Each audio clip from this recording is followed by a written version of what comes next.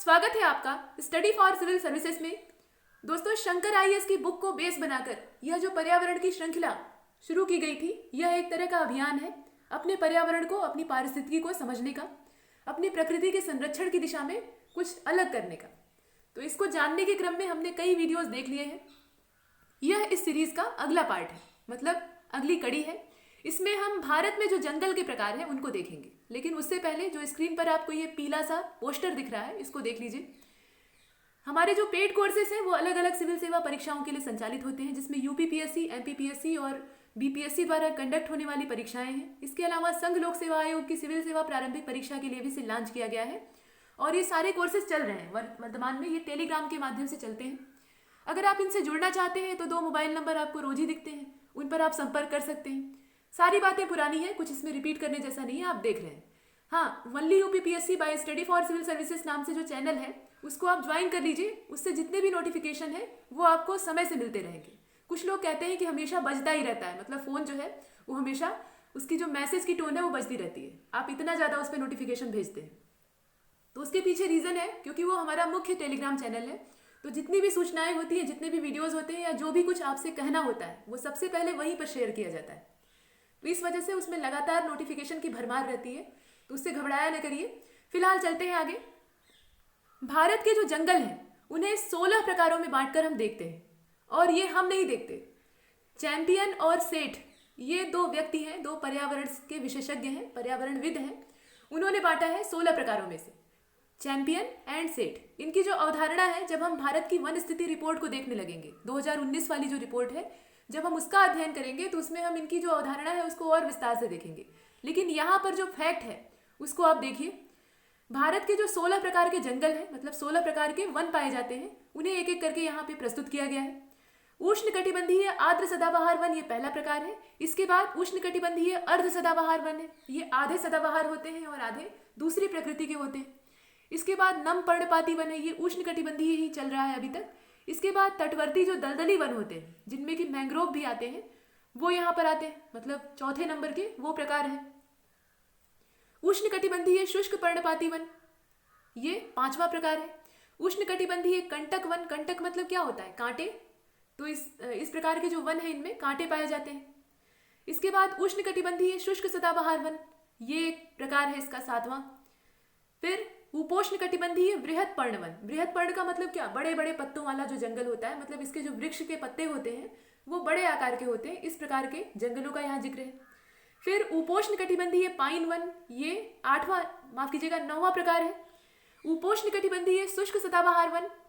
फिर पर्वतीय नम शीतोष्ण वन, हिमालयी नम शीतोष्ण वन, ये अलग अलग प्रकारों को आप देख रहे हैं, अभी विस्तार से भी देखेंगे। इसके बाद हिमालयी शुष्क शीतोष्ण वन, ये हिमालय वाले क्षेत्र के हैं, इसलिए इनके साथ हिमालय शब्द जुड़ा हुआ है। 14वें नंबर पर आप देख रहे हैं उप अल्पाइन वनों को। आर्द्र अल्पाइन स्क्रब जो होती हैं, झाड़ियां जो होती हैं, उनके बारे में चर्चा है। और 16वां और अंतिम प्रकार है शुष्क अल्पाइन स्क्रब का, यानी अल्पाइन झाड़ियां जो पाई जाती हैं उनके बारे में यहाँ पर 3 वर्गीकरण उनका भी है। तो आइए शुरू से देखते हैं। देखिए, इसमें जो सबसे पहला प्रकार है वो है उष्णकटिबंधीय आर्द्र सदाबहार वनों का। अब आपको दिख रहा होगा, पिछली बार आपने शिकायत की थी कि स्क्रीन जो है वो काफ़ी, मतलब अक्षर जो है वो काफ़ी छोटे छोटे हैं, तो उसे ज़रा जूम करके यहाँ दिखाया जा रहा है। पिछले वीडियोज़ में ये नहीं हो पाया, उसके लिए मैं माफ़ी चाहती हूँ। अब आगे आपको देखने में कोई भी दिक्कत नहीं होगी। तो देखिए, उष्णकटिबंधीय आर्द्र सदाबहार वन ये पहला प्रकार है, अपने देश के संदर्भ में हम देख रहे हैं, ये याद रखिएगा। ये पश्चिमी घाट, अंडमान निकोबार द्वीप समूह और उत्तर पूर्वी भारत, यानी जो पूर्वोत्तर भारत वाला क्षेत्र है, वहां पर पाए जाते हैं। इस प्रकार के जो जंगल हैं वो पश्चिमी घाट में मिलते हैं। उसके अलावा उष्णकटिबंधीय जो आर्द्र सदाबहार वन की बात की जा रही है, ये अंडमान निकोबार द्वीप समूह में भी पाए जाते हैं। ऐसा क्यों? भारत के बाकी हिस्सों में ये नहीं मिलते, कुछ ही हिस्सों में पाए जा रहे हैं, और अंडमान निकोबार द्वीप समूह में ये अधिकांशतः मिलते हैं। ऐसा क्यों? तो इसके पीछे ये कारण है कि अंडमान निकोबार द्वीप समूह ये विषुवत रेखा के ज़्यादा निकट है।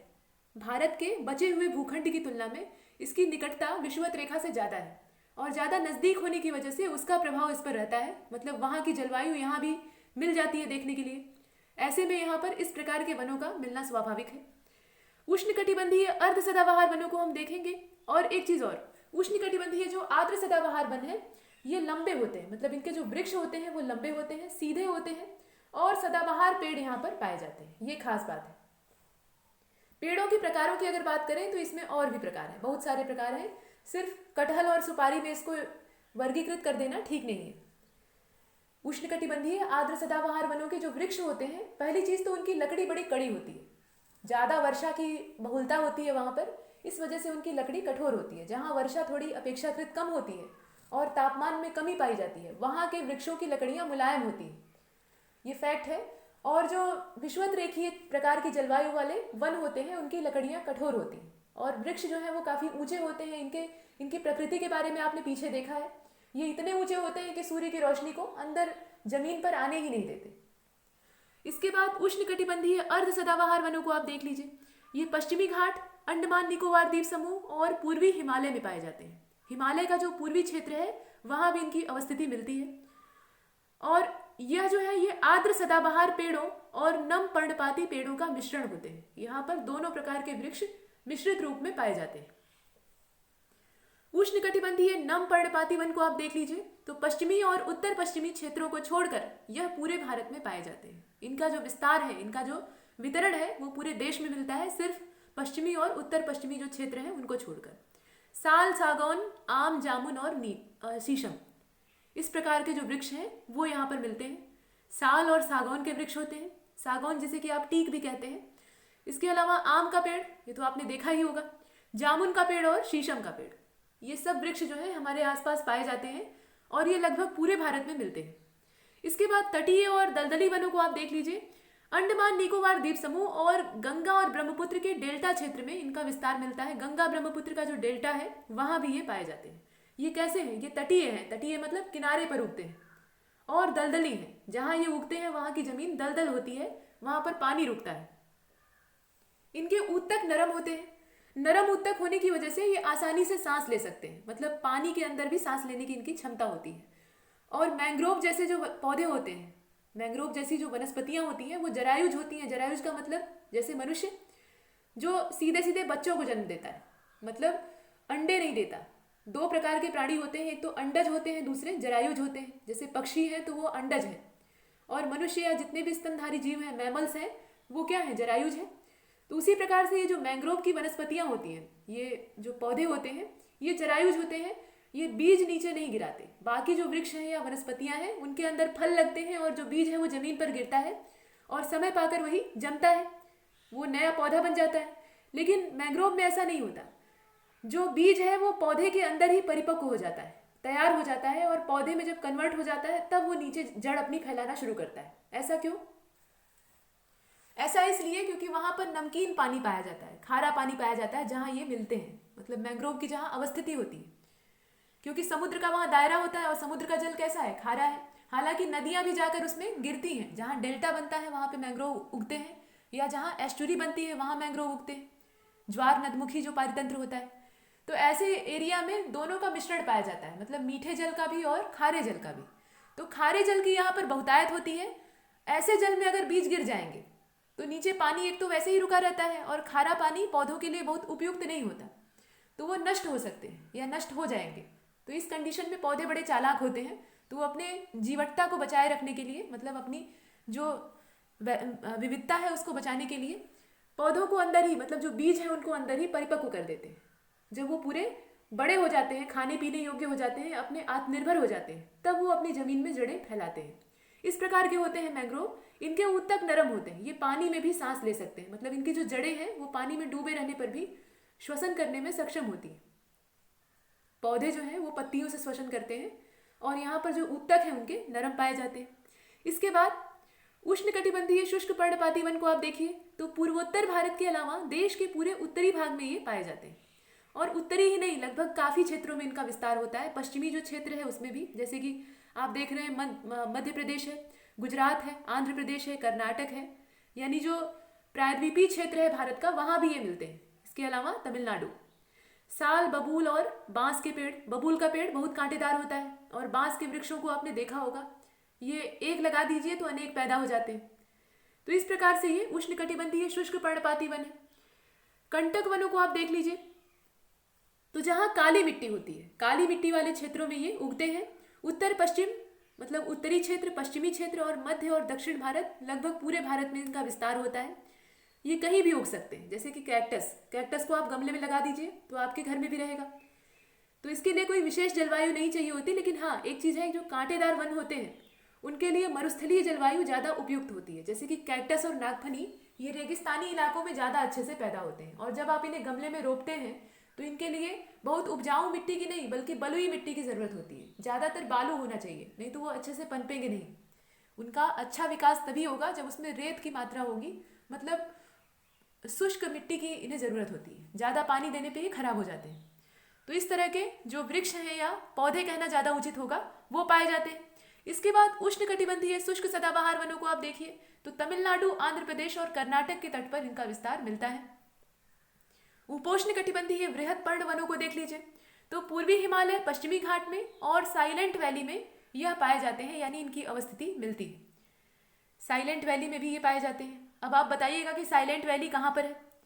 दोनों क्षेत्रों में वनस्पति के रूप में एक स्पष्ट अंतर है। ये जो दोनों क्षेत्र होते हैं, मतलब दोनों क्षेत्रों का नाम आपने ऊपर देखा, तो यहाँ पर वनस्पति का जो स्वरूप है वो एक जैसा नहीं है। और एक जैसा नहीं होने का कारण क्या है, कहाँ हिमालय वाला क्षेत्र और कहाँ पश्चिमी घाट वाला क्षेत्र।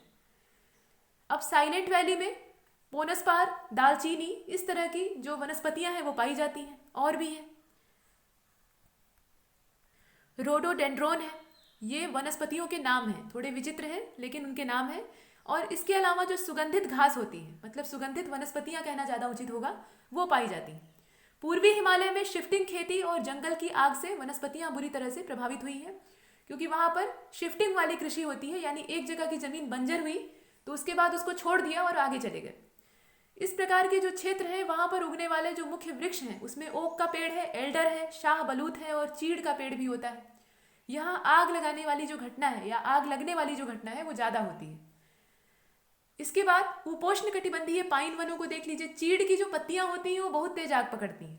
खड़ा पेड़ मतलब एकदम हरा और खड़ा सही सलामत पेड़ एकाएक सुलग जाएगा अगर जरा सा भी आग का उसको संपर्क हुआ तो।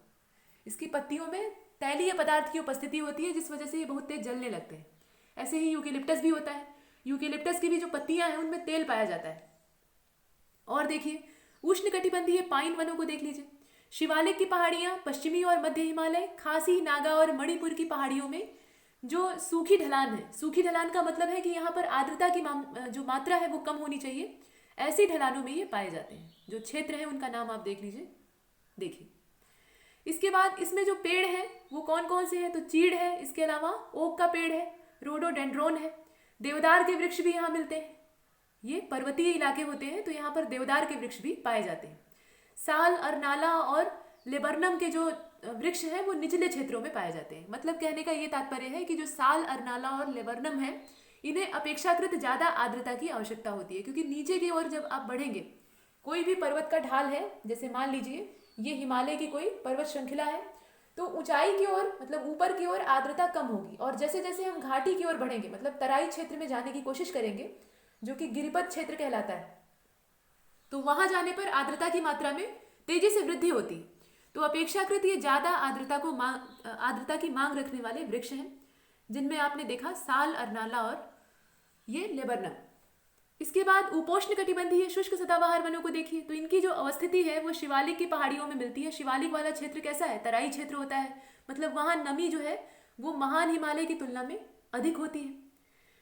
लेकिन मृदा अपरदन की जो सबसे ज्यादा घटना है वो शिवालिक वाले क्षेत्र में ही देखी जाती है। ऐसा क्यों होता है इस पर भी हम बहस करेंगे। फिलहाल देखिए पर्वतीय नम शीतोष्ण वन, ये अगला प्रकार है, यानी 11वां प्रकार है। यह उत्तर के घने जंगल है, मतलब उत्तरी क्षेत्र में पाए जाते हैं। नेपाल के पूर्व में अरुणाचल प्रदेश में 200 मिलीमीटर की वर्षा होती है। तो इसका मतलब क्या है कि 200 मिलीमीटर के आसपास की जो वर्षा है उसमें ये उगते हैं, उसमें इनके उगने की संभावना होती है। दक्षिण में नीलगिरी हिल्स, यानी नीलगिरी की जो पहाड़ियां हैं वहां पर, और केरल में जो ऊंचे क्षेत्र हैं, जो ढालू क्षेत्र है वहां नहीं, जो ऊंची भूमि है या उच्च भूमि है वहां पर ये उगते हैं। इसके बाद हिमालयी नम शीतोष्ण वनों को आप देख लीजिए, ये 12वां प्रकार है। ये सब फैक्ट है, फैक्ट को हम लोग एक लगातार देख रहे हैं। इसके बाद इसकी व्याख्या भी करेंगे।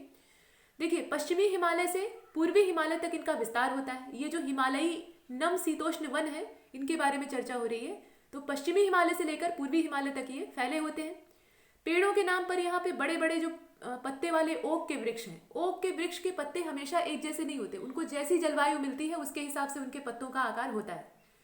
ये एकदम ऐसा नहीं फिक्स है कि किसी पेड़ के पत्ते का आकार जितना बड़ा है उतना ही बड़ा रहेगा। उसको जैसी खुराक मिली और जैसी अनुकूल जलवायु मिली उसी के हिसाब से उसके पत्तों का आकार बड़ा हो जाता है। हाँ, ये भी बात सही है कि कुछ प्रजातियां जो है वो बड़े पत्तों वाली होती हैं। तो प्रजातियों का भी अंतर होता है और जलवायु पर भी निर्भर करता है। तो फिलहाल यहाँ पर बड़े बड़े पत्तों वाले, बृहद का मतलब क्या होता है बड़ा, और पर्ण मतलब पत्ता, तो इस प्रकार के ओक के वृक्ष मिलते हैं। भूरा ओक मिलता है, ये वैरायटी है इसी की। इसके बाद अखरोट के पेड़ मिलते हैं, वालनट के जो वृक्ष होते हैं वो पाए जाते हैं, रोडोडेंड्रोन पाया जाता है। ये सब वृक्षों के यानी वनस्पतियों के प्रकार है। इसके बाद हिमालयी शुष्क शीतोष्ण वन, ये अगला प्रकार है यानी 13वें नंबर का है। लाहौल, सिक्किम और किन्नौर वाले क्षेत्र में ये मिलता है। यहाँ पर ओक और मैपल के पेड़ उगते हैं। मैपल का पेड़ बड़ा खूबसूरत होता है, रंग बिरंगी पत्तियों से सजा रहता है, सजावटी पेड़ होता है। उसमें फल जो है वो बहुत कम लगते हैं या नहीं के बराबर होते हैं, केवल और केवल पत्तियाँ होती हैं और पत्तियाँ बहुत ही रंग बिरंगी होती हैं। इसके बाद उप अल्पाइन वनों को देख लीजिए। तो कश्मीर से अरुणाचल तक यानी उत्तर वाला जो क्षेत्र है हिमालय का, वहाँ से लेकर पूर्वोत्तर तक इनका विस्तार होता है। और इस प्रकार के पेड़ों में जूनिपर और रोडोडेंड्रोन टाइप की जो वनस्पतियाँ होती हैं ये पाई जाती हैं। भारी वर्षा होती है और उच्च आर्द्रता होती है। तो जैसे जैसे हम पूर्वोत्तर की ओर मूव करते हैं यानी बढ़ते जाते हैं, वैसे वैसे आर्द्रता की मात्रा बढ़ती है क्योंकि वहाँ पर वर्षा की मात्रा ज़्यादा होती है। 15वें नंबर पर आप देख रहे हैं आर्द्र अल्पाइन स्क्रब को। स्क्रब का मतलब क्या, झाड़ियाँ। तो यह हिमालयी क्षेत्र में मिलते हैं। पहली चीज, घने सदाबहार वनों का इसमें विस्तार होता है और रोडोडेंड्रोन और बर्च जैसे वृक्ष मिलते हैं। बर्च के जो वृक्ष होते हैं ये कीचड़ और दलदल में उगते हैं और इनकी जो जीवन अवधि होती है वो बहुत ज़्यादा नहीं होती और ये खड़े खड़े ही सड़ने लगते हैं और फिर उसी दलदल में गिर जाते हैं, खत्म हो जाते हैं।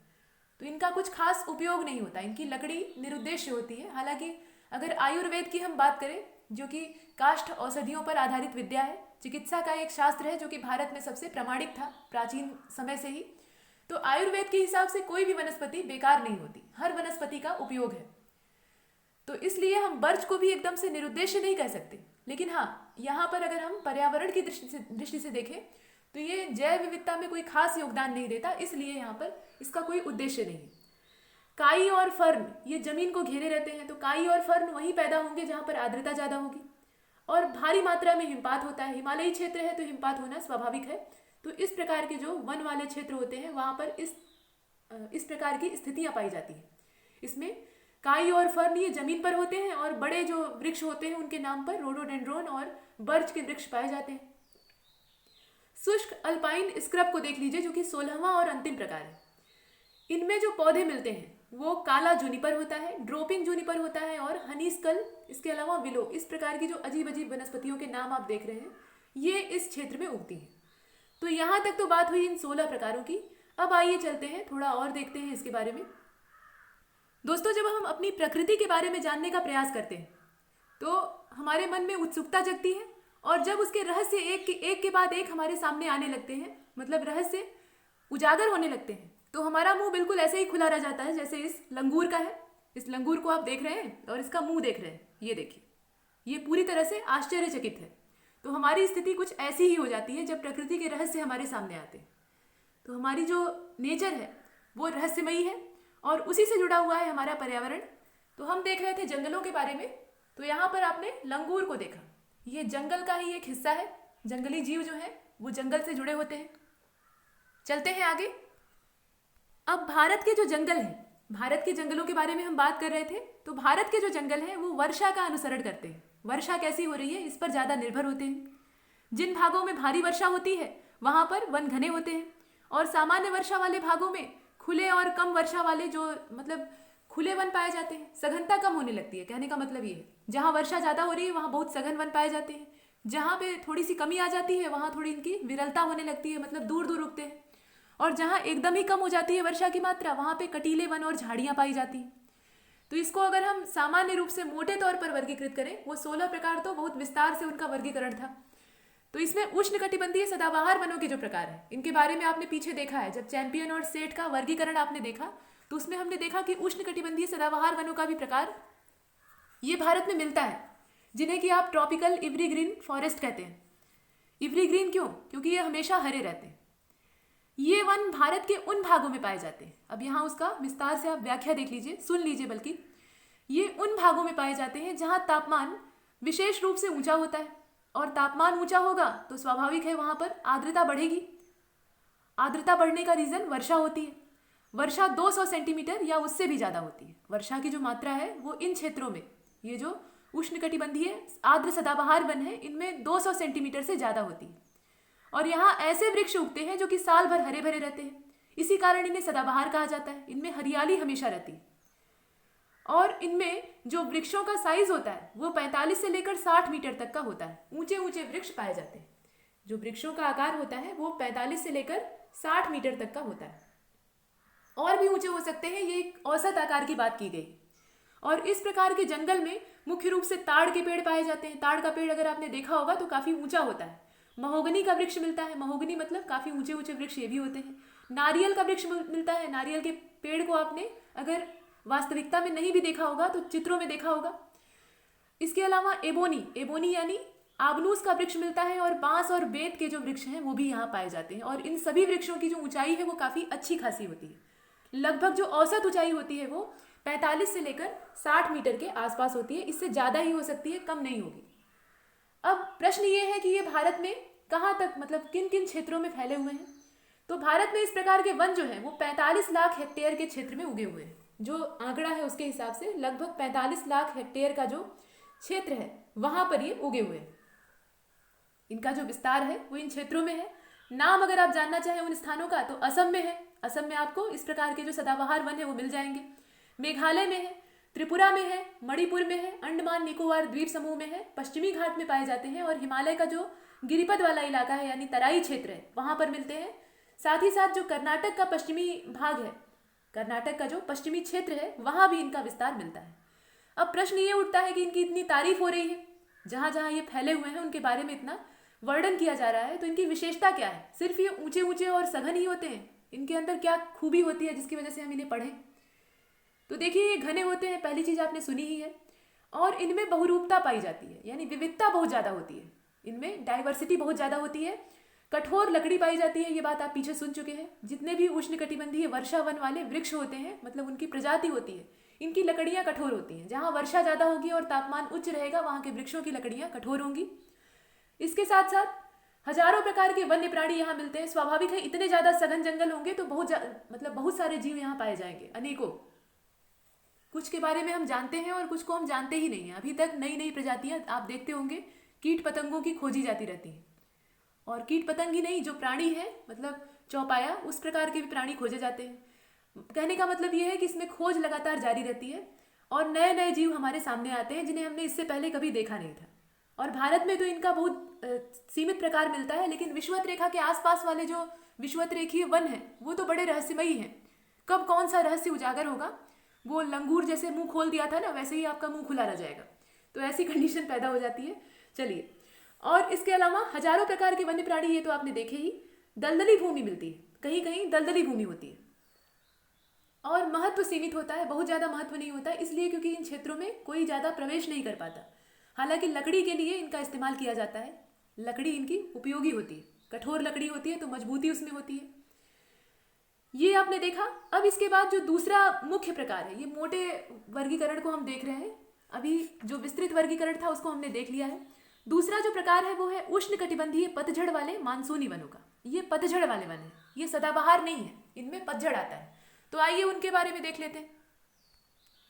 इस चित्र में आप इन वनों का वितरण देख रहे हैं। हमारे देश में ये वन कहाँ कहाँ और कितने क्षेत्र में फैले हुए हैं, इसका वितरण आप देख पा रहे हैं। नक्शा बना हुआ है और उसमें अलग अलग तरीकों से, अलग अलग पैटर्न से दर्शाया गया है कि किस प्रकार के वन कहाँ हैं। तो जो एकदम काला वाला एरिया है, ये वाला आप देख सकते हैं। ये देखिए, ये सदाबहार वनों का है। ये जहाँ जहाँ दिखेगा वहाँ वहाँ इस पूरे नक्शे में सदाबहार वन पाए जाते हैं। तो आप देख लीजिए, ये पश्चिमी घाट वाला जो रेंज है ये पूरा क्या है, सदाबहार वनों का है। इधर भी कुछ एरिया है, इधर भी ये पाए जाते हैं। इसके अलावा आप यहाँ बंगाल की खाड़ी के तटवर्ती क्षेत्रों में देख रहे हैं, और पूर्वोत्तर वाला जो इलाका है वहाँ भी आप इन सदाबहार वनों को देख सकते हैं। यहाँ मैप के जरिए समझाने का प्रयास किया गया है। इसके बाद जो ये ईंटों जैसा स्ट्रक्चर है, ईंटों जैसी संरचना आपको दिख रही है, ये कांटेदार वनों की है। ये जहां जहां दिखेगी वहां वहां कांटे वाले वृक्ष उगते हैं, कांटेदार वन पाए जाते हैं। तो देखिए कांटेदार वन कहाँ मिलेंगे? जहां वर्षा का औसत जो प्रतिशत है वो कम होगा, मात्रा कम होगी। तो आप देख सकते हैं यहाँ राजस्थान वाला जो एरिया है, जो पश्चिमी क्षेत्र है एकदम भारत का, उधर ये पाए जाते हैं। बीच में जो ये प्रायद्वीपीय क्षेत्र है भारत का, इसमें भी मिलते हैं। यहाँ पर इन दो स्थानों पर आप देख रहे हैं कि ये कांटेदार वन मिलते हैं, मतलब कांटेदार वनों की उपस्थिति पाई जाती है। पहाड़ी वनों के लिए यहाँ पर एकदम प्लेन वाला जो एरिया है वो दर्शाया गया है, जो एकदम सपाट है, जिस पर कि कोई भी पैटर्न नहीं बना हुआ है। तो पहाड़ी वनों के लिए ये वाला सिंबल है। कहाँ कहाँ दिख रहा है आपको? एक तो यहाँ पर है कुछ इलाका, और इसके अलावा ये देखिए जो एकदम उत्तरी क्षेत्र है भारत का, एकदम ऊपर वाला जो आप देख रहे हैं, ये देखिए यहाँ वाला, यहाँ पर पहाड़ी वन पाए जाते हैं। इस प्रकार की जो वनस्पतियां हैं वो यहाँ उपस्थित होती हैं। इसके बाद पतझड़ वाले जो वन हैं उनके लिए ऐसे खड़ा पैटर्न है, खड़ी खड़ी धारियां हैं। तो पतझड़ वाले वनों को आप देख सकते हैं यहाँ पे, ये देखिए इस तरह का जो खड़ी रेखाएं हैं वो आपको देखने के लिए मिलेंगी। ये वाला जो एरिया है, यहाँ पर पतझड़ वाले वन पाए जाते हैं। अभी कौन कौन से क्षेत्र में मिलते हैं उनके भी नाम हम देखेंगे, तो उसके लिए आप परेशान ना होइएगा, यहाँ मैप में आप एक बार देख लीजिए। तो यहाँ पर पतझड़ वाले वन मिलते हैं जिनकी पत्तियां एक खास मौसम में झड़ जाती हैं। ये सदाबहार वनों की तरह हमेशा हरे भरे नहीं रहते, कभी कभी ये बिल्कुल गंजे हो जाते हैं और फिर एकदम से उनकी खेती जो है वो भर उठती है। तो कुल मिलाकर ये पतझड़ वाले वन है। इसके बाद कुछ डेल्टाई वन भी होते हैं। तो डेल्टाई वन कहाँ पाए जाएंगे? जहां पर डेल्टा होगा, और डेल्टा कहाँ बनता है ये आप जानते ही हैं, ये वाला एरिया, यहां पर बनता है डेल्टा। कृषित भूमि कहाँ पर है? तो कृषित भूमि वहां पर पाई जाएगी जहां गंगा यमुना का तराई क्षेत्र होगा या मैदानी क्षेत्र होगा। तो कृषित भूमि और पतझड़ वन, इनका जो विस्तार है ये काफी ज्यादा फैला हुआ है। और कहाँ फैला है ये आप देख सकते हैं, ये वाला एरिया है। ये जो टेढ़ा पैटर्न आप देख रहे हैं ना, तिरछा तिरछा, ये वाली कृषित भूमि है। और इसके अलावा वहां पर पतझड़ वन उगते हैं, मतलब पतझड़ प्रकार के जो वृक्ष हैं, पतझड़ करने वाले जो वृक्ष हैं वो पाए जाते हैं। तो ये वाला जो क्षेत्र है पूरा, ये पतझड़ वनों का है और कृषित भूमि का क्षेत्र है। इसके अलावा जो डेल्टाई वन है वो कुछ इस इलाके में भी मिलते हैं, यहां पर भी आप देख सकते हैं, बीच वाला क्षेत्र। ये तो था पूरा वनों का विस्तार, और भारत के नक्शे पर हमने इसे देखा क्योंकि हम भारत के ही वनों को देख रहे हैं। अब आइए इसे और आगे देख लेते हैं। हमने सदाबहार वनों की विशेषता देखी। अब इसके बाद उष्णकटिबंधीय जो पतझड़ वाले वन है, पतझड़ वाले वन जो कि उष्णकटिबंधीय है, ये देखिए ये वाले वन जो है इनकी बात हो रही है। तो इन्हें मानसूनी वन भी कहा जाता है। अब ये जो वन है ये भारत के उन क्षेत्रों में पाए जाते हैं जहां वर्षा का जो प्रतिशत है वो 100 से 200 सेंटीमीटर के लगभग का होता है। मतलब 100 से 200 सेंटीमीटर की औसत वार्षिक वर्षा पाई जाती है, इसके बीच की पाई जाती है, इससे ज़्यादा नहीं।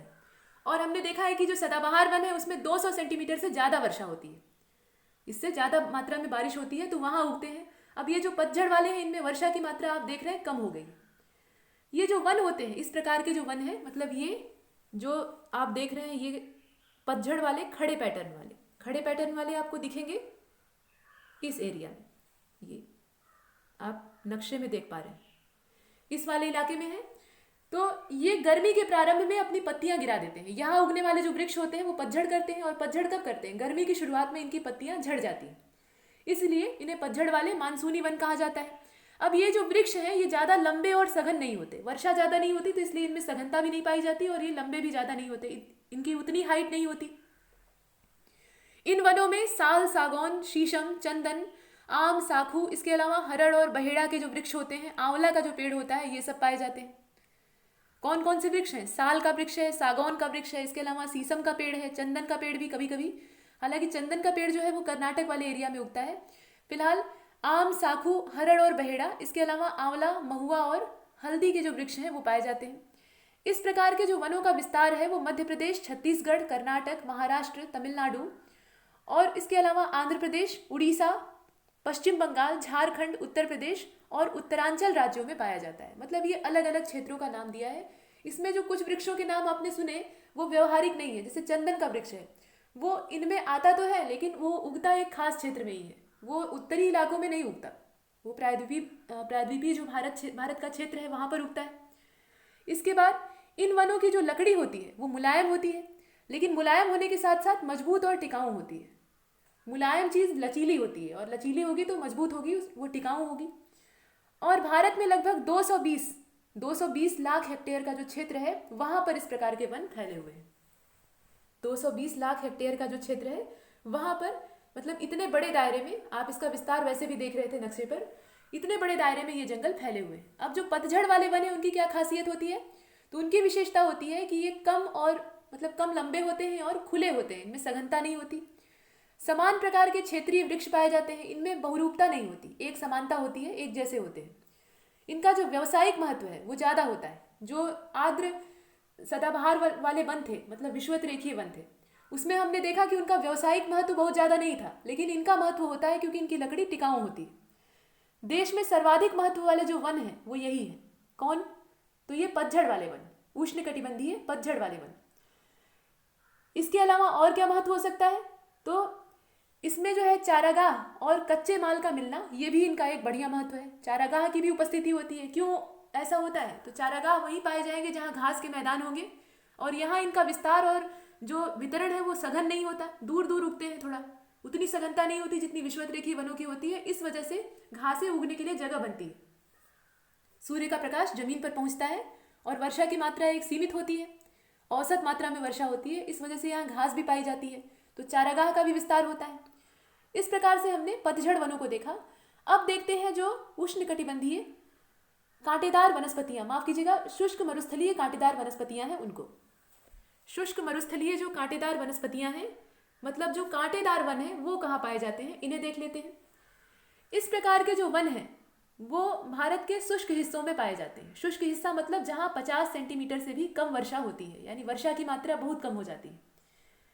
वृक्षों को वाष्पीकरण और पशुओं से बचाने के लिए प्रकृति ने कांटे दे दिए। यहाँ पर जो पौधे हैं वो वाष्पीकरण ज़्यादा ना कर दें, जिससे कि उनके अंदर जो जल संचित है उसका ह्रास हो जाए, इसके लिए प्रकृति ने उन्हें छोटे छोटे कांटे दिए हैं और पत्तियों की मात्रा बहुत सीमित होती है। और जो पशु हैं यहाँ पे चरने वाले, उनसे बचाने के लिए कांटे होते हैं, तो कांटे चुभ जाते हैं, पशु उन्हें नहीं खाते। इस प्रकार से इनकी सुरक्षा हो जाती है। इनकी छाल मोटी होती है, ये मोटी छाल वाले होते हैं, और गर्मी से रक्षा करने के लिए ये काम देती है। क्योंकि जब जो ऊपर की परत है, तने के ऊपर जो छाल होती है वो मोटी हो जाएगी, तो इससे क्या होगा, जो वृक्ष है उनकी गर्मी से सुरक्षा होगी। इसमें बबूल, खजूर, नागफनी, इसके अलावा खेजड़ा, रीठा एक प्रकार की वनस्पति होती है, केर, बेर और आंवला। आंवले में हालांकि कांटे नहीं होते, लेकिन वो भी यहाँ पे इस इलाके में उग जाता है, इसलिए हम देख रहे हैं। रोहिड़ा और करील के वृक्ष उगते हैं। करील यानी कीकर का वृक्ष उगता है, इसमें बहुत कांटे होते हैं। तो इस प्रकार के वृक्ष कहाँ उगेंगे? जहाँ पर वर्षा बहुत कम होगी। तो आप यहाँ नक्शे में देख रहे हैं कांटेदार वनों वाला क्षेत्र कौन कौन सा आपको दिख रहा है। तो ये वाला जो पश्चिमी इलाका भारत का है, जिसमें राजस्थान और गुजरात का कुछ एरिया आता है, और ये बीच में जो प्रायद्वीपीय भारत का क्षेत्र है, यहाँ पर आपको इनका पैटर्न दिख रहा है। इनका नाम देख लेते हैं। तो राजस्थान में मिलते हैं, गुजरात में मिलते हैं, मतलब ये जो वन है कांटेदार वाले, जिनमें कांटे बहुत ज़्यादा मिलते हैं, ये कहाँ कहाँ अवस्थित है? राजस्थान में है, गुजरात में है। इसके अलावा दक्षिण पश्चिमी जो उत्तर प्रदेश, मतलब यहाँ जो क्षेत्र है उसकी बात की जा रही है, मध्य प्रदेश और भीतरी कर्नाटक में इनकी अवस्थिति होती है। मूल रूप से जो इनका विस्तार है वो राजस्थान और गुजरात में इसलिए देखने के लिए मिलता है क्योंकि वहाँ वर्षा की मात्रा कम होती है। तो ये बातें हुई। अब जो मरुस्थलीय वन है, मरुस्थलीय वन का मतलब यही जो कांटेदार वन है, इनकी विशेषताएं होती हैं। इनकी भी अपनी विशेषताएं हैं। क्या विशेषता है? तो सबसे बड़ी बात तो कांटे पाए जाते हैं, और ये वनों में, मतलब इन वनों में छोटे छोटे बिखरे हुए और कांटेदार कम पत्ती वाले वृक्ष उगते हैं। इनकी पत्तियां काफ़ी कम होती हैं और कांटे पाए जाते हैं। इनकी लकड़ी का उपयोग केवल ईंधन के लिए हो सकता है। इतनी कांटेदार लकड़ी और किसी काम में इस्तेमाल नहीं हो सकती, तो केवल ईंधन के लिए यूज़ की जाती है।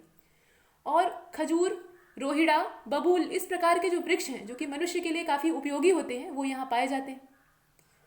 इनका अपना उपयोग है, जैसे खजूर का आप फल के लिए इस्तेमाल करते हैं। खजूर की जो पत्तियां होती हैं उनसे पंखे बनते हैं, हाथ से झलने वाले पंखे होते हैं। बबूल के वृक्ष का भी अपना इस्तेमाल होता है। तो निरुद्देश्य कोई नहीं है, ऐसा नहीं कि किसी का कोई उपयोग ही नहीं है, लेकिन सबसे ज़्यादा जो उपयोगी वन थे वो पतझड़ वाले वन थे। अपने देश में सबसे ज़्यादा इस्तेमाल किए जाने वाली जो लकड़ियाँ थी वो इन्हीं वनों की थी। ये तो बात हुई जो मरुस्थलीय वन थे उनकी। इसके बाद डेल्टाई वनों को देख लीजिए। जो डेल्टाई वन होते हैं वो कैसे होते हैं? इस प्रकार के वन नदियों के डेल्टाओं में पाए जाते हैं। जहाँ नदियाँ डेल्टा बनाती हैं वहाँ पर ये मिलते हैं। डेल्टाई भूमि समतल और नीची होती है, उनमें जो ढलान है वो ज़्यादा होती है और वो समतल होती है। नदियों का जल यहाँ धीरे धीरे बहता है और यहाँ नदियाँ समुद्र से मिलती हैं। जो डेल्टाई क्षेत्र होते हैं वहाँ नदियाँ समुद्र से मिलती हैं। आप इन्हें इस नक्शे में देख लीजिए। देखिए डेल्टाई वन कहाँ पाया जा रहा है, यहाँ मिल रहा है, ये आप छोटा सा देख रहे हैं। तो यहाँ पर गंगा ब्रह्मपुत्र का डेल्टा बनता है, आप जानते हैं। यहाँ नदियाँ जो है वो जाकर बंगाल की खाड़ी में गिरती हैं। यहाँ पर खारे और मीठे जल का मेल होता है, ऐसा संक्रमण क्षेत्र यहाँ पाया जाता है। और इसमें उगने वाले जो वन होते हैं वो ज्वारीय वन कहलाते हैं या डेल्टाई वन भी इनको कहते हैं। समुद्र के खारे जल के प्रवाह से इन वृक्षों की जो लकड़ियां हैं वो कठोर और जो छाल है वो क्षारीय हो जाती है। मतलब इनकी जो प्रकृति है उसमें परिवर्तन आ जाता है और इनकी लकड़ी का उपयोग नाव बनाने में और जो छाल होती है उसका उपयोग अलग अलग चीज़ों में किया जाता है। खासतौर पे चमड़ा को पकाने और रंगने में किया जाता है। मतलब ये औद्योगिक उपयोग है। वैसे तो नाव बनाने के लिए सबसे ज़्यादा इसका इस्तेमाल किया जाता है और बड़े पैमाने पे कटाई भी हो रही है, जिससे कि इनकी जो विविधता है उस पर संकट मंडरा रहा है। अब इसमें जो वृक्ष पाए जाते हैं, मैंग्रोव के पौधे होते हैं, गोरेन होता है, ताड़ का वृक्ष भी इसमें उगता है, कैसूरीना है, नारियल के वृक्ष हैं, फोनिक्स है, नीपा है और सुंदरी के वृक्ष हैं। सुंदरी का वृक्ष सुंदरवन डेल्टा आपको याद होगा, उसका नाम सुंदरवन क्यों पड़ा, क्योंकि वहाँ पर सुंदरी के वृक्ष बहुतायत होते हैं। तो इस प्रकार के वृक्ष यहाँ उगते हैं और ये जो वन है ये गंगा ब्रह्मपुत्र के डेल्टा, महानदी, कृष्णा, कावेरी नदियों के जो डेल्टा हैं वहाँ पर पाए जाते हैं। जहाँ जहाँ नदियाँ डेल्टा बनाती हैं वहाँ इस प्रकार के वन मिलते हैं, बशर्ते जो सागरीय जल है उससे इनका मेल होना चाहिए। खारा पानी मिलेगा तभी इनके अंदर वैसी प्रकृतियाँ विकसित होंगी। डेल्टाई वनों की विशेषता क्या है?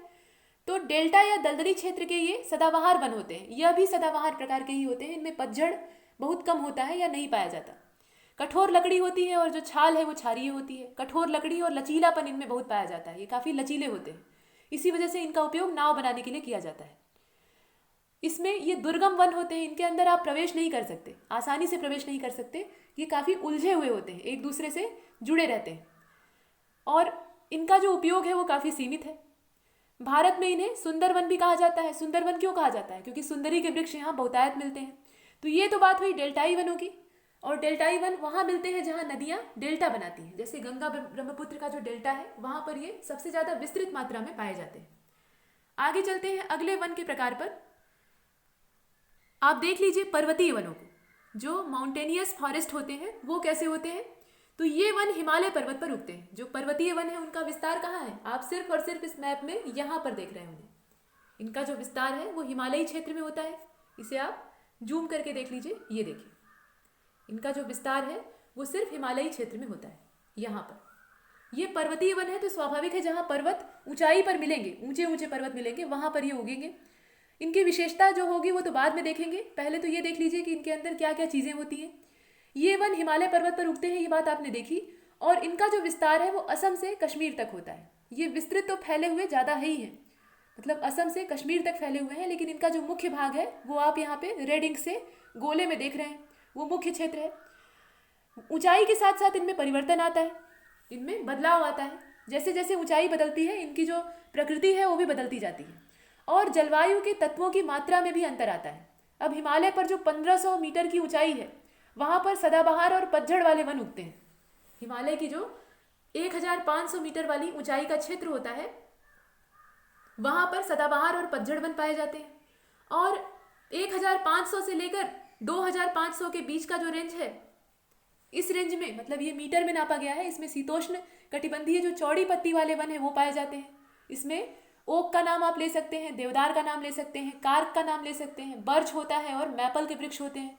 आपने पीछे देखा है जब हम पूरे वन पारितंत्र का अध्ययन कर रहे थे तो हमने देखा कि जैसे जैसे हम निम्न अक्षांशों से उच्च अक्षांशों की ओर बढ़ते हैं वैसे वैसे जो वनस्पतियां हैं और जो वन के प्रकार हैं उनमें विरलता आती जाती है, कमी आती जाती है और जो पैटर्न विकसित होते हैं उन्हें एक एक करके हमने देखा। लेकिन उसके साथ एक चीज़ और कही गई थी कि एक ही अक्षांश रेखा पर, मतलब कोई एक अक्षांश है उसी पर अगर ऊंचाई में अंतर आता है, मतलब उच्चावच जो है वो परिवर्तित होता है, उसमें विविधता मिलती है, तो एक ही जगह पर मतलब एक ही अक्षांश रेखा पर हमें सभी प्रकार के जंगलों के दर्शन हो जाएंगे। तो हिमालय वाले रीजन में ऐसा होता है क्योंकि हिमालय की जो ऊंचाई है उसके बारे में आप जानते ही हैं, और कोई चीज़ ऊंची होगी तो उसका ढाल भी होगा, उसमें ढलान भी होगी। तो ढाल में कुछ दूसरे प्रकार की वनस्पतियाँ उगती हैं, तराई पर कुछ दूसरे ढंग की वनस्पतियाँ उगती हैं और जो ऊपर का शिखर होता है वहाँ पर दूसरे प्रकार की वनस्पतियाँ पाई जाती हैं। तो यहाँ हम कई तरह की विविधता देखते हैं। उसी में से ये शीतोष्ण कटिबंधीय चौड़ी पत्ती वाले वन भी होते हैं। इसके बाद 2500 से लेकर 4500 मीटर की ऊंचाई, अब ऊंचाई क्या है, बढ़ रही है, धीरे धीरे ऊपर जा रही है। तो इसमें जो है कोणधारी वन पाए जाते हैं, जो कि शंकुधारी वन भी कहलाते हैं। ऊंचाई कितनी होनी चाहिए, 2500 से लेकर ये होनी चाहिए 4500 मीटर के बीच में। इस रेंज में जो वन उगते हैं वो कैसे हैं, ये है कोणधारी वन। अब कोणधारी वन का मतलब क्या, इनकी पत्तियां नुकीली होती हैं, बर्फ का जमाव इन पर लंबे समय तक न हो सके और वाष्पोत्सर्जन कम से कम हो, इसके लिए इन वृक्षों की जो पत्तियां होती हैं वो इस आकार की पाई जाती हैं। इसमें अगर वृक्षों के प्रकार हम देखें तो फर का वृक्ष है, स्प्रूस का वृक्ष है, चीड़ का वृक्ष है, सनोवर होता है और ब्लू पाइन के जो पेड़ होते हैं इनकी प्रधानता मिलती है। अब इससे भी ज़्यादा ऊपर चलते हैं, तो इससे भी ज़्यादा जब आप ऊपर चलेंगे तो 4500 से लेके 4800 मीटर की ऊंचाई आप देख लीजिए। मतलब 4500 से लेके 4800 मीटर की जो पूरी ऊंचाई है, ये मीटर में नापा गया है, याद रखिएगा, किलोमीटर नहीं है, मीटर है। तो इस रेंज में जो वनस्पतियां उगती हैं वहां पर टुंड्रा बायोम पाया जाता है। टुंड्रा बायोम के बारे में आपने देखा, वो बंजर भूमि होती है, वहां कुछ ज़्यादा खास मात्रा में नहीं उगता। तो यहाँ पर टुंड्रा तुल्य वनस्पतियां उगती हैं, मतलब बायोम जो है वैसा ही होता है। इन भागों में घास उगती है, कुछ विशेष प्रकार की घास, काइयाँ पैदा होती हैं और लीचें उगती है। इसके बाद 4800 मीटर की जो ऊंचाई है, मतलब इससे ऊपर वाली जो ऊंचाई है, इससे भी ऊपर है, तो इससे ऊपर वाली जो ऊंचाई है यहाँ पर हमेशा बर्फ जमी रहती है, क्योंकि ऊंचाई ज़्यादा है और ऊंचाई ज़्यादा बढ़ने की वजह से यहाँ हमेशा बर्फ होती है। अब यातायात के साधनों का यहाँ अभाव है और दुर्गमता है। दुर्गम इसलिए है क्योंकि ऊंचाई बढ़ गई है तो यहाँ जाना आना इतना आसान नहीं है। पर्वतीय क्षेत्रों का अल्प विकास होने के कारण जो पर्वतीय वन है उनका उचित शोषण नहीं हो सका है। कहने का मतलब ये है ना कि यहाँ पर इतनी ऊंचाई पर जो वन है उनके बारे में रिसर्च करना संभव नहीं हो सका है। तो बहुत ज़्यादा जो वनस्पतियों के प्रकार है उसका लोगों को ज्ञान नहीं है। हालांकि एवरेस्ट तक लोगों ने फतह किया है, ऊंचाई तक गए हैं, लेकिन रिसर्च करने के उद्देश्य से वहाँ तक जाना और उतने इंस्ट्रूमेंट साथ में ले जाना ये बड़ा मुश्किल काम है। तो इसलिए वहाँ तक वनस्पतियों का विस्तार है भी या नहीं, कितना है, ये बहुत प्रामाणिक तौर पर किसी को पता नहीं। अब जो पर्वतीय वन है जिनके बारे में हम इतनी देर से चर्चा कर रहे हैं, इनकी क्या विशेषता होती है, तो सबसे बड़ी बात तो ये है कि ऊंचाई के साथ साथ इनकी जो श्रेणी और इनके जो प्रकार हैं उसमें विविधता पाई जाती है, भिन्नता पाई जाती है। नीचे कुछ और प्रकार के वृक्ष उगते हैं और ऊपर जाने पर कुछ दूसरे ढंग के वृक्ष उग जाते हैं। इसके अलावा इसमें शीतोष्ण, कोणधारी, सदाबहार, ये सब वैरायटी पाई जाती है। सबसे नीचे सदाबहार पाए जाएंगे, बीच में शीतोष्ण पाए जाएंगे और सबसे ऊपर जब हम जाएंगे तो वहाँ पे टुंड्रा बायोम, मतलब टुंड्रा बायोम पाया जाएगा। उसके बाद कोणधारी जो वृक्ष हैं उनकी उपस्थिति मिलेगी। इस प्रकार से जैसे जैसे हम ऊंचाई की ओर जाते हैं इनमें विरलता आती है, कई प्रकार हमें देखने के लिए मिलते हैं।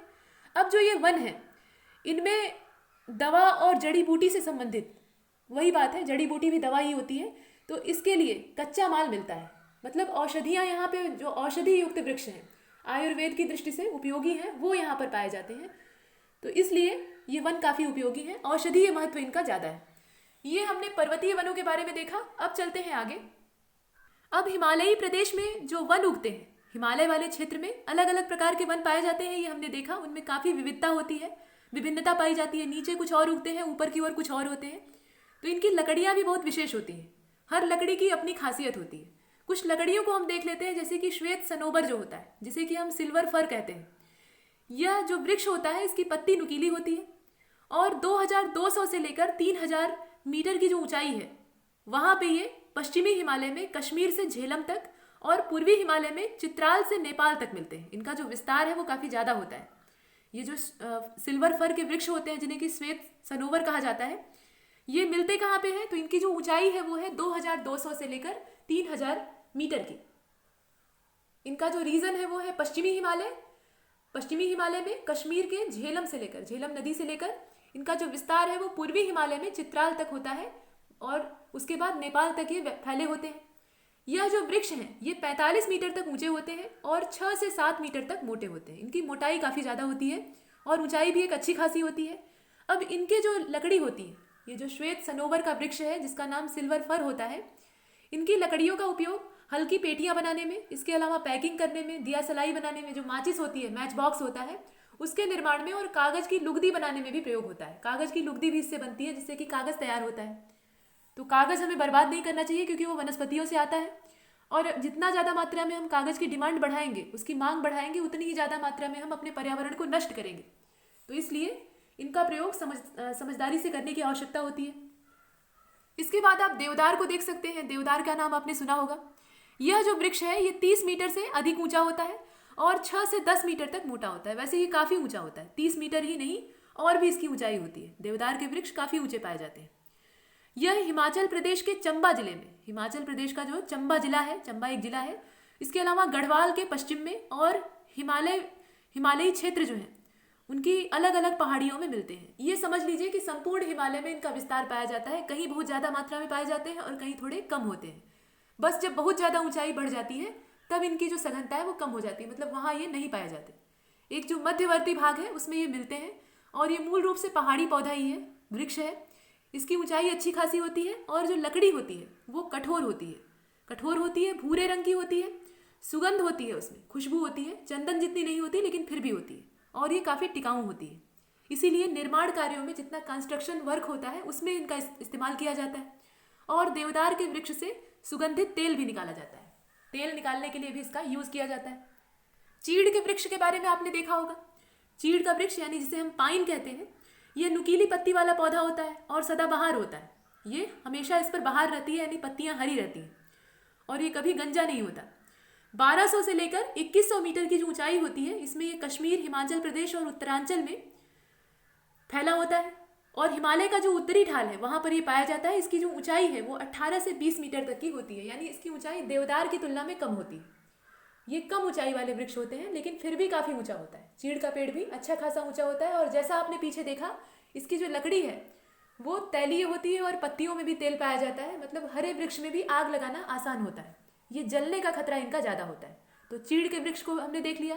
ये हिमालय प्रदेश में उगने वाले सभी वृक्ष हैं, सभी का जो जिक्र हो रहा है ये हिमालय वाले रीजन में उगते हैं। इसके बाद हम देखते हैं नीला पाइन को, यानी जो ब्लू पाइन होता है उसको। तो इस प्रकार के जो वृक्ष हैं ये 1800 से लेकर 3600 मीटर की ऊंचाई पर पैदा होते हैं। इनकी जो अवस्थिति है वो 1800 से लेकर 3600 मीटर की ऊंचाई पर पाई जाती है। ये ऊंचाई है इनकी, मतलब यहाँ पर ये मिलते हैं। तो उत्तरी हिमाचल प्रदेश और जो पूरा महान हिमालय वाला रीजन है वहाँ पर ये उगते हैं और इनकी जो ऊंचाई होती है वो 30 से लेकर 45 मीटर तक की होती है और तना भी काफ़ी अच्छा खासा मोटा होता है, 4 मीटर तक ये मोटा हो सकता है। अब ये इस बात पर निर्भर करता है, तने की मोटाई इस बात पर डिपेंड करती है कि वृक्ष जो है वो कितना उम्र दराज है, मतलब उसकी उम्र कितनी है। जैसे जैसे पौधे की या पेड़ की उम्र बढ़ती है उसके तने में जो मोटापा है वो बढ़ता जाता है, वो मोटा होता जाता है। आपने वार्षिक वलयों का नाम सुना होगा। तो वलय गिनकर किसी वृक्ष की उम्र पता लगाई जाती है। तो उसमें क्या होता है, एक के बाद एक वलय बनते हैं। तो वलय बनते हैं तो इसका मतलब क्या है, वो परत के बाद एक परत के ऊपर दूसरी परत चढ़ती जा रही है, तो इससे तना मोटा होता है।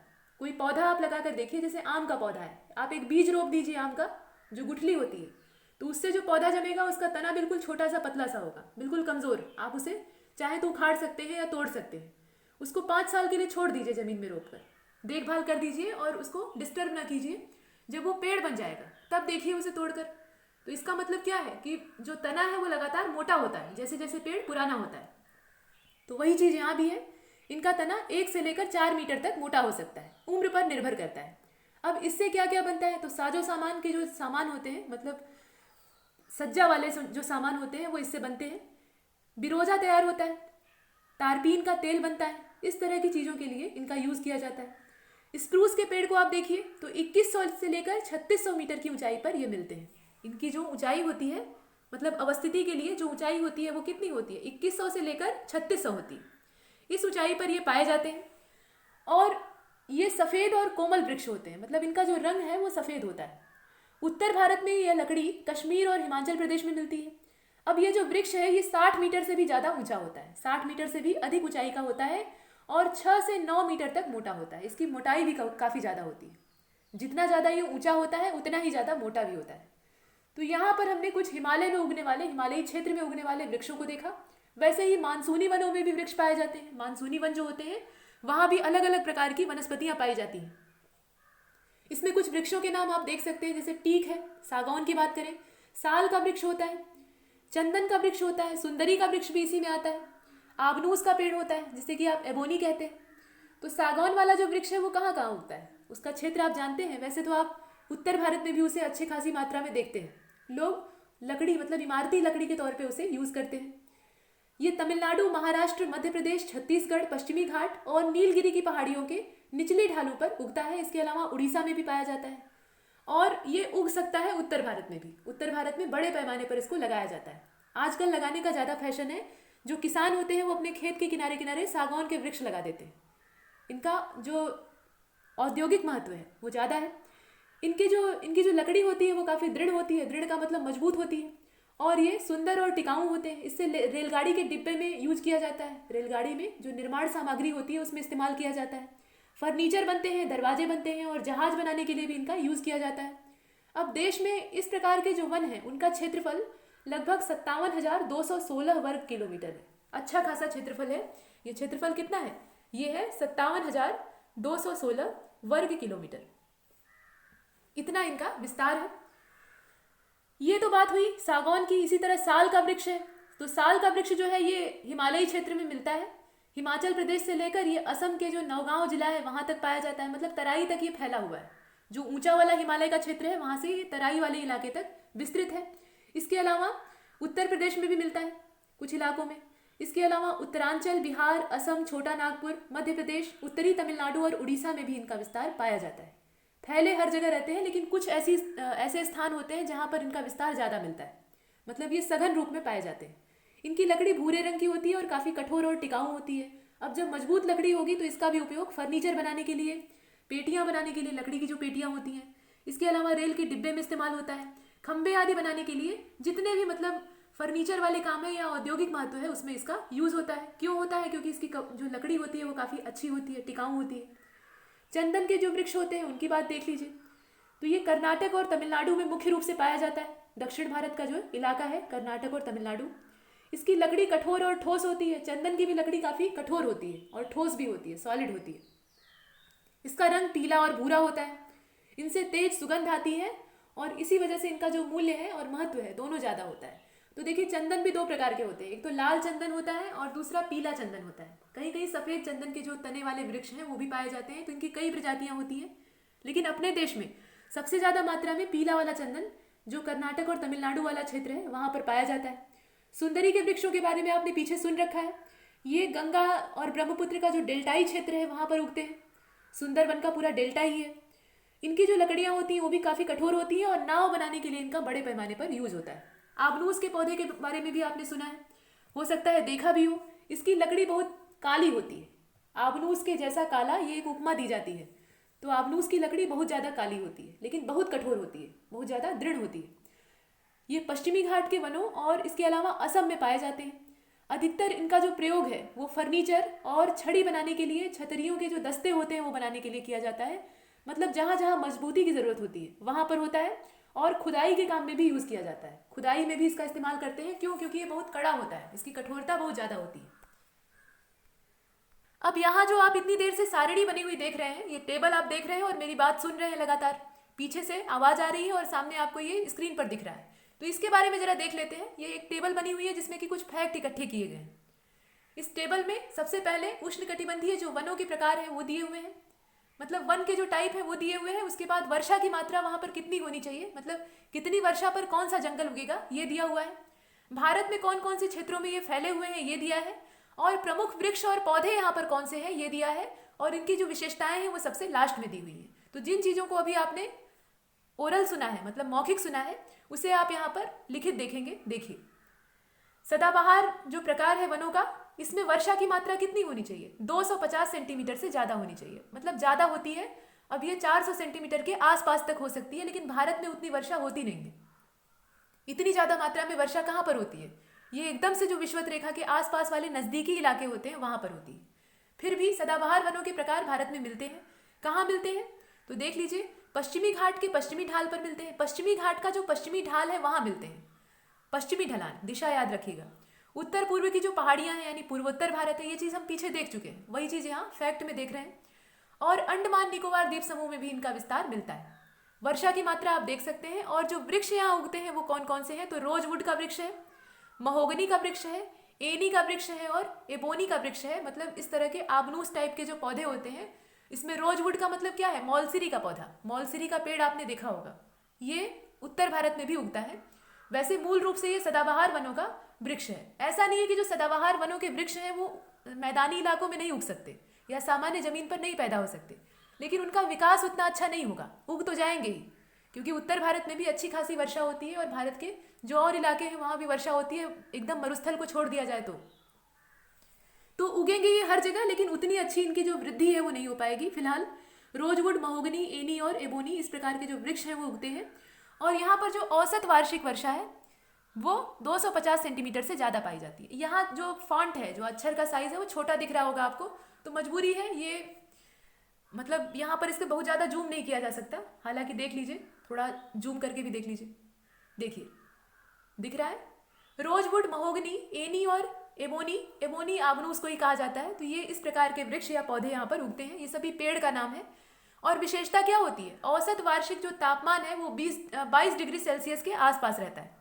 ये जो जंगल होते हैं सघन है। सघन क्यों होते हैं? क्योंकि ये जो सदाबहार वन है उनके रेंज में आते हैं, तो सघन तो होंगे ही। कई परतों वाले होते हैं, कई स्तर इसमें पाए जाते हैं। अब पत्ते झड़ने और फूल आने, फल लगने का जो समय है वो अलग अलग होता है। ऐसा नहीं कि सारा प्रोसेस एक साथ होता है, इसी वजह से ये हमेशा हरे भरे रहते हैं। इनमें ये विशेषता पाई जाती है। अब जो अगला प्रकार है उसको हम देख लेते हैं। तो देखिए, अगला जो प्रकार है वो है अर्ध सदाबहार वनों का, जिनके प्रकारों को हमने जब चैंपियन और सेठ का जो वर्गीकरण था उसमें देखा था। तो ये जो अर्ध सदाबहार वन होते हैं, इनमें सदाबहार वनों का गुण तो पाया जाता है, लेकिन बहुत ज़्यादा मात्रा में नहीं होता। तो 200 से लेकर 250 सेंटीमीटर के बीच की जो वर्षा की मात्रा है वो यहाँ मिलती है। सदाबहार वनों की अपेक्षा यहाँ कम वर्षा वाले क्षेत्र पाए जाते हैं। वो तो आप देख ही रहे हैं, वर्षा की मात्रा क्या है, कम हो गई है एकाएक। पहले 250 से ज़्यादा वर्षा होती थी, अभी जो है 200 से लेकर 250 के बीच में वर्षा की मात्रा है। यहाँ पर साइडर, होलक और कैल जैसे वृक्ष उगते हैं। इस प्रकार के वृक्ष पाए जाते हैं, इन्हें आप देख लीजिए। और सदाबहार और आर्द्र पर्णपाती वनों के ये मिश्रित रूप होते हैं। इनमें जो मिश्रण होता है वो किन वनों का होता है? तो सदाबहार वनों का होता है और आर्द्र पर्णपाती वनों का भी मिश्रण पाया जाता है। ये मिश्रित होते हैं, इनमें दोनों ही गुण पाए जाते हैं। ये बीच की कड़ी होते हैं, इसीलिए कहा गया है अर्ध सदाबहार। आधे सदाबहार होते हैं और आधे पर्णपाती होते हैं। आगे देखते हैं अगले वाले को। देखिए, जब अर्ध सदाबहार की बात हुई तो इसके बाद आर्द्र पर्णपाती जो वन होते हैं उन्हें देख लेते हैं। यहाँ जो वर्षा का औसत है वो 100 से लेकर 200 सेंटीमीटर के बीच का होता है। 100 से लेकर 200 सेंटीमीटर के बीच की वर्षा यहाँ पर होती है। और उत्तर पूर्वी जो राज्य हैं भारत के, पूर्वोत्तर क्षेत्र जो है वहाँ पर ये पाए जाते हैं। हिमालय का जो गिरिपद वाला क्षेत्र है, यानी पहाड़ी का जो तलहटी है, नीचे वाला इलाका है, वहाँ पर ये उगते हैं। पश्चिमी घाट की जो पूर्वी ढाल होती है, इससे पहले हमने देखा कि पश्चिमी घाट की पश्चिमी ढाल पर जो सदाबहार वन थे वो उगते थे, लेकिन यहाँ पर पश्चिमी घाट की जो पूर्वी ढाल है वहाँ पर इनका विस्तार पाया जाता है। और ओडिशा में भी हम इन्हें देख सकते हैं। इसमें जो वृक्ष पाए जाते हैं वो कौन कौन से हैं? तो सागौन का वृक्ष है, जिसे कि आप टीक का वृक्ष कहते हैं। यहाँ पर आप इसके क्षेत्रों को देख लीजिए। सागौन का वृक्ष है, साल का वृक्ष इसमें उगता है, शीशम है, हुर्रा है, इसके अलावा महुआ है। महुआ का पेड़ आपने देखा है, बड़ा ही छायादार और काफ़ी बड़ा होता है जब पुराना होता है। तो आजकल महुआ के वृक्षों की तादाद काफ़ी कम हो गई है।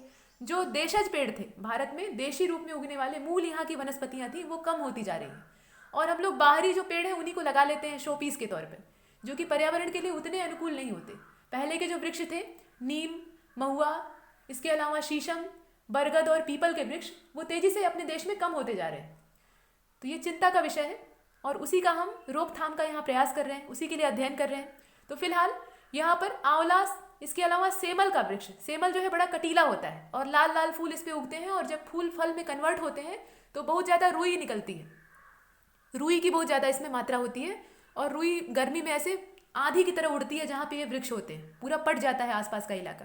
तो ये सेमल का पेड़ होता है। जब फूलता है तो बहुत ज़्यादा इस पर पक्षी और तरह तरह के जो कीड़े मकोड़े हैं वो मंडराने लगते हैं। फूल काफ़ी अच्छा होता है, लाल लाल एकदम। इसके अलावा कुसुम का वृक्ष, चंदन का वृक्ष, ये सब पाए जाते हैं। अब हिमालय में यह काफ़ी, माफ़ कीजिएगा, जो भारत का क्षेत्र है उसमें ये काफ़ी बड़ी मात्रा में फैले होते हैं। पूरे भारत में इनका विस्तार काफ़ी ज़्यादा है। बसंत ऋतु या ग्रीष्म ऋतु के प्रारंभ में, बसंत का जो मौसम होता है और गर्मी का जो मौसम होता है, इसकी शुरुआत में ये कुछ महीनों के लिए अपनी पत्तियों को गिरा देते हैं, एकदम कंकाल हो जाते हैं। ऐसा लगता है कि सिर्फ टहनियाँ ही बची हैं, यानी हड्डियाँ शेष हैं, इसमें से पत्तियाँ गायब हैं। लेकिन जब नई पत्तियाँ आती हैं तो ये उतने ही चमकदार दिखाई देते हैं, चमकते हैं। ऐसे ही अशोक का पेड़ भी होता है। अशोक का वृक्ष आपने देखा होगा, पतझड़ आता है तो पूरा पट जाता है, नीचे का जो जमीन है वो पूरा ढक जाती है पत्तियों से, लेकिन उसके बाद फूल भी आते हैं और पत्तियां भी आती हैं, फिर फल लगते हैं। तो इस प्रकार की स्थितियां मिलती हैं। इसके बाद जो अगला मुख्य प्रकार है वो है शुष्क पर्णपाती वनों का। ये शुष्क पर्णपाती वन होते हैं, इनमें जो वर्षा का औसत है वो 70 से लेकर 100 सेंटीमीटर के बीच का होता है। और इसमें जो क्षेत्र होते हैं कौन कौन से हैं, तो प्रायद्वीप में अधिक वर्षा वाले जो भाग होते हैं इसमें, और इसके अलावा उत्तर प्रदेश और बिहार का जो मैदानी इलाका है वहाँ भी इस प्रकार की जो वनस्पतियाँ या वृक्ष हैं वो पाए जाते हैं। ये तो इनके क्षेत्र की बात हुई। इसमें कौन कौन से वृक्ष होते हैं तो वो भी देख लीजिए। तेंदू का वृक्ष होता है, पलास का पेड़ होता है। पलास का पेड़ जो है उसके फूल बड़े अच्छे होते हैं, एकदम लाल लाल होते हैं। जब ये फूलता है तो लगता है कि वहाँ पर अंगारे निकल आए हैं, पेड़ों पर अंगारे उगे हुए हैं। लाल के अलावा और भी कलर के पलाश के वृक्ष होते हैं, मतलब इनके फूलों का रंग अलग अलग भी पाया जाता है। लाल पलाश ये आम बात है और उत्तर प्रदेश वाले क्षेत्र में या बिहार वाले इलाके में यही ज़्यादा मात्रा में मिलता है। इसके अलावा पीला पलाश भी होता है, वो कम होता है। अमलतास का पौधा होता है, अमलतास का पौधा भी आपने देखा होगा, बिल्कुल पीले पीले फूल होते हैं, वो भी गुच्छों में निकलते हैं, जैसे अंगूर के गुच्छे होते हैं वैसे ही पीले पीले गुच्छे होते हैं इनके।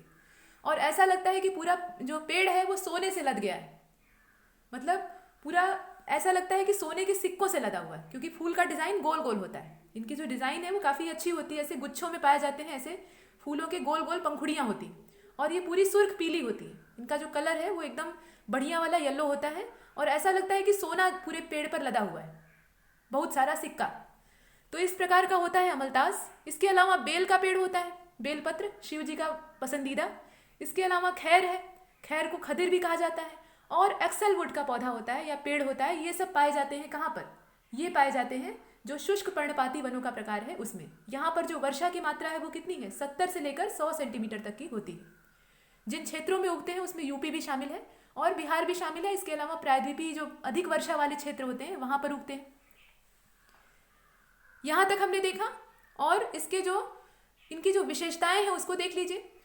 शुष्क ऋतु प्रारंभ होने पर, शुष्क मतलब जब सूखा मौसम आता है, बरसात वाला मौसम खत्म हो जाता है, तो इनकी जो पत्तियां हैं वो झड़ जाती हैं, और घास के मैदान में ये जो पेड़ है ये नग्न खड़े रहते हैं, मतलब बिना पत्तियों के ही ऐसे खड़े रहते हैं। बाद में पत्तियां आती हैं तो फिर से ये मतलब फल फूल जाते हैं, लग जाते हैं। घास के मैदान इनमें पाए जाते हैं क्योंकि इनका जो वितरण है वो विरल होता है। ये दूर दूर उगते हैं, बहुत ज़्यादा सघन नहीं होते। जो सदाबहार वन है उनकी तुलना में ये बहुत ज़्यादा कम सघन होते हैं, तो घास के मैदानों की अवस्थिति यहाँ मिलती है। ये बात हुई। अब चलते हैं दूसरी वाली वैरायटी की ओर।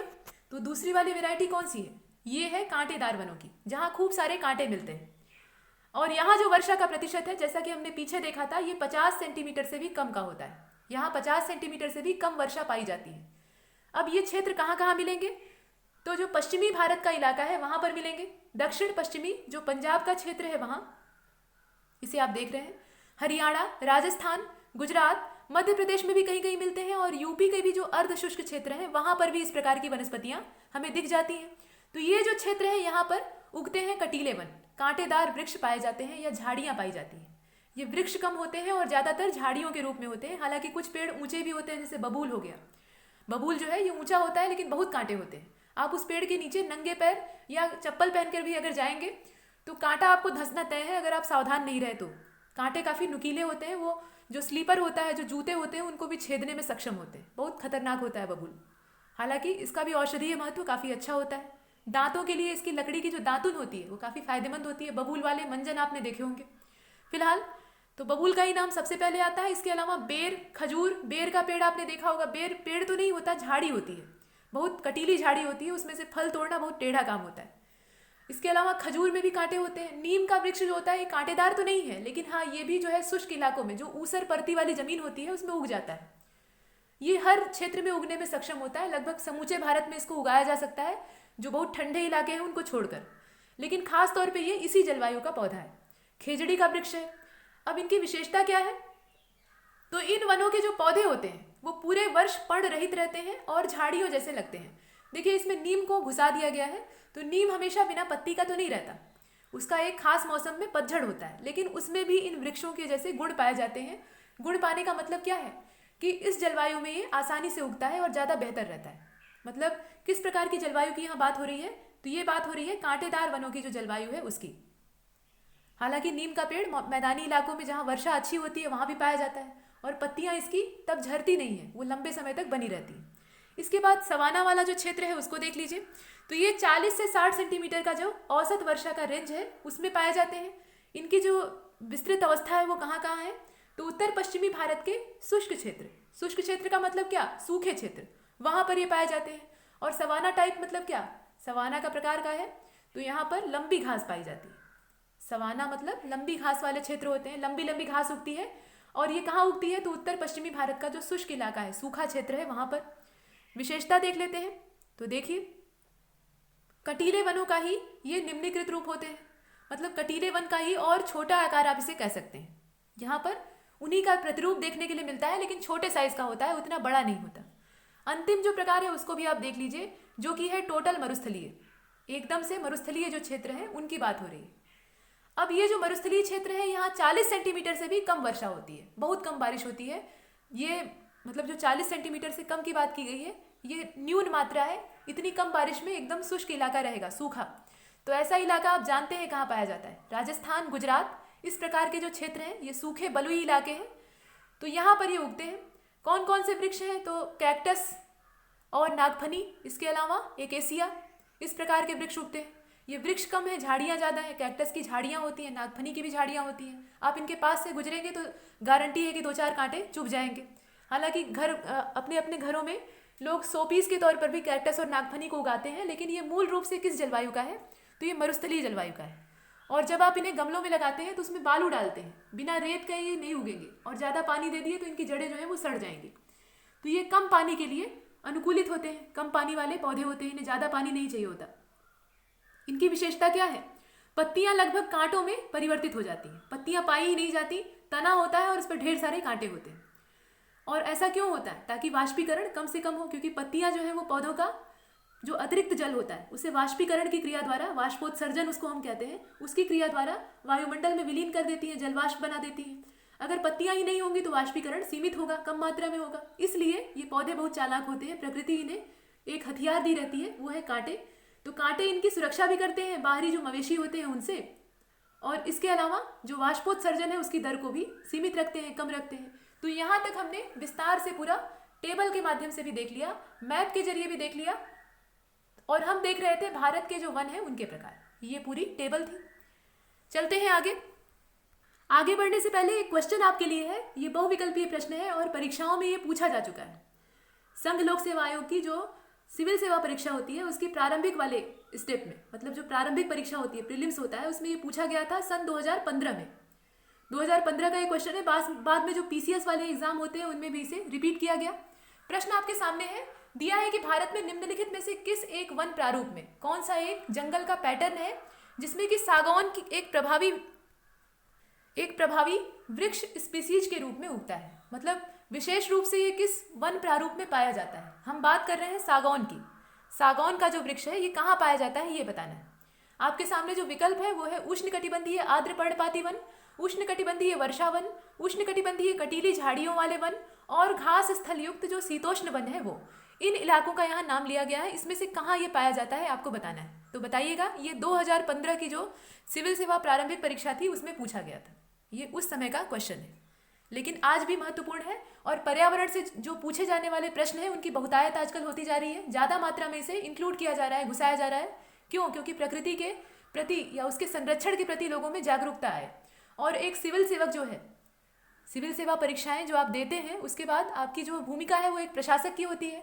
तो अगर एक प्रशासक ही पर्यावरण और प्रकृति के प्रति सचेत नहीं होगा, जागरूक नहीं होगा, तो वो अपने अंडर में आने वाली जो जनता है, जिनका उसे देखभाल करना है, जिसकी उसे देख रेख करनी है, उन्हें कैसे संरक्षित रख पाएगा या जागरूक रख पाएगा। तो प्रकृति की देखभाल करना ये भी एक प्रशासक का कर्तव्य होता है, जैसे एक जिले का मालिक। तो चलते हैं आगे। दोस्तों, अब आपको स्क्रीन पर जो दिख रहा है वो एक रिपोर्ट है। ये रिपोर्ट क्या है? ये भारतीय वन स्थिति रिपोर्ट है या भारत वन स्थिति रिपोर्ट है, जो कि 2019 का संस्करण है और अभी नवीनतम है, सबसे नया वाला है। ये 2 साल के अंतर पर प्रकाशित होती है, 2 साल के गैप पर ये प्रकाशित होती है। तो पिछली बार ये वर्ष 2019 में प्रकाशित हुई थी, यानी पिछले साल, और अब ये अगले साल यानी वर्ष 2021 में प्रकाशित होगी। तो 2020 की जो परीक्षाएं हैं उनके लिए यही उपयोगी है। ये 2 साल के अंतर पर प्रकाशित होने वाली रिपोर्ट है, इसीलिए इसको द्विवार्षिक कहा जाता है। इसे जारी कौन करता है? तो पर्यावरण, वन और जलवायु परिवर्तन मंत्रालय जो मिनिस्ट्री है वो इसे जारी करती है। और वो नहीं जारी करती, बल्कि उसके अधीन एक भारतीय वन सर्वेक्षण नाम का संगठन है जो कि इस वन स्थिति रिपोर्ट को जारी करता है। लेकिन उसके पीछे हाथ किसका होता है? ये पर्यावरण, वन और जलवायु परिवर्तन मंत्रालय का होता है। अब ये जो रिपोर्ट है ये जारी की गई है, इसको आप शॉर्टकट में ISFR 2019 भी कहते हैं। इसका जो संक्षिप्त नाम है वो ISFR 2019 है। ये काफ़ी महत्वपूर्ण होती है। पर्यावरण के जब भी प्रश्न बनते हैं तो इससे प्रश्न उठना स्वाभाविक है, और जब तक नई नई आती है तब तक इसी का महत्व है। India state of forest report 2019, इसके जो मुख्य बिंदु हैं उन्हें हम देखेंगे। और हाँ, एक बात और है कि ये 16वीं रिपोर्ट है। ये कब से प्रकाशित हो रही है? तो वर्ष 1987 से इसका जो प्रकाशन है वो लगातार भारतीय वन सर्वेक्षण विभाग के द्वारा किया जा रहा है, और ये प्रकाशित होती है 2 साल के अंतर पर। ये 16वां संस्करण है जो इस बार प्रकाशित हुआ है। इसका मतलब 2021 में जो आएगी वो 17वां संस्करण होगा। और इसके लिए जो दूर संवेदी उपग्रह का इस्तेमाल किया गया, किसी भी वन संपदा का निरीक्षण करने के लिए नीचे से ही निरीक्षण पर्याप्त नहीं होता, तो इसलिए सैटेलाइट जो है वो अर्थ के चारों ओर घूमते रहते हैं और वो ऊपर से नज़ारा लेते हैं और उसकी रिपोर्ट भेजते हैं। तो यहाँ पर एक दूर संवेदी उपग्रह का यूज़ किया गया था जिसका नाम था रिसोर्सेट 2। इसके द्वारा जो आंकड़े भेजे गए उससे हमने इस रिपोर्ट को यहाँ पर देखा, मतलब उसका विस्तार इस रिपोर्ट में आपको देखने के लिए मिलेगा। तो ये कुछ बातें हैं, और यहाँ पर हम चैंपियन और सेठ के वर्गीकरण को भी देखेंगे जो कि भारतीय वनों के प्रकारों के संदर्भ में प्रासंगिक है। चैंपियन और सेठ का जो वर्गीकरण था वो क्या है? 1936 में हैरी जॉर्ज चैंपियन, इनका जो पूरा नाम है वो क्या है? हैरी जॉर्ज चैंपियन है। इन्होंने भारत की वनस्पति का सबसे लोकप्रिय और मान्य वर्गीकरण किया। इनका जो वर्गीकरण था वो सबसे ज़्यादा लोकप्रिय हुआ और लोगों ने उसे माना। इनका पूरा नाम था हैरी जॉर्ज चैंपियन। और कब किया था? ये 1936 में किया था, 1936 में किया था। लेकिन यहाँ पे एक और नाम है सेठ का। तो सेठ कौन थे? ये SK सेठ थे। तो फिर 1968 में, 1968 में, 1968 में चैंपियन और SK सेठ, हैरी चैंपियन और SK सेठ, इन दोनों ने मिलकर स्वतंत्र भारत के लिए इसे ही, जो ये रिपोर्ट इन्होंने पहले ही दी थी, उसको फिर से प्रकाशित किया। उसमें सुधार किए और संशोधन करके इस रिपोर्ट को, जो कि काफ़ी लोकप्रिय हुई थी, जिसमें वर्गीकरण प्रस्तुत किया गया था कि भारत में 16 प्रकार के जंगल पाए जाते हैं, उसका एक नया संस्करण प्रकाशित किया। तो ये बातें थी। अब ये जो रिपोर्ट है और इस पर जो विस्तृत चर्चा है वो हम देखेंगे अगले वीडियो लेक्चर में। पूरी वन स्थिति रिपोर्ट वहाँ पर हम विस्तार से देखेंगे। इस लेक्चर में इतना ही, और तब तक के लिए नमस्कार।